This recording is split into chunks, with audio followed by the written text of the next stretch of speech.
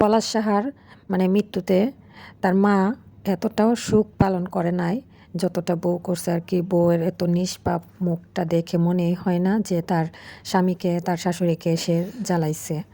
আপনাদের কি মনে হয়?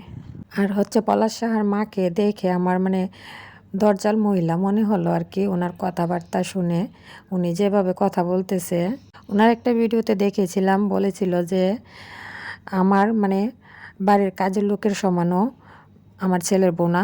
আসলে মানে আমার ছেলে কি দেখে তাকে বিয়ে করলো সেটাও জানি না। আসল কথা হচ্ছে মানে সে চাইতো না যে তার মানে ছেলে এই বউকে নিয়ে মানে সংসার করুক আর কি। মূল বিষয়টা হচ্ছে সেটা। সে কারণে প্রতিনিয়ত তাদেরকে জ্বালাইতো আর কি। তো হচ্ছে ছেলেটা হলো মা ভক্ত, তাই মাকেও কিছু বলতে পারতো না। যা বলতো বউকে বলতো আর কি। তো বউর তো খুব খারাপ লাগতো, কারণ একতরফা কথা বললে অনেক খারাপ লাগে, কারণ সে দোষটা করে মা, দোষী মনে করে বউকে আর কি। তো সে বেচারা অনেক কষ্টে নিজের জীবনটা দিল আর কি। না পারলো বউকে বোঝাতে, না পারলো মাকে বোঝাতে। মা ভক্ত ছেলে ভালো, কিন্তু অতিরিক্ত মা ভক্ত ছেলেরাও ভালো না। ওদের রূপটা ভয়ঙ্কর হয়। যেমন পলাশ সাহা, মাকে ভালোবাসুন, মাকে ভালোবাসার কথা না করতেছি না, মাকে ভালোবাসা জরুরি, কারণ মা হচ্ছে অনেক কষ্ট করে একটা সন্তানকে বড় করে।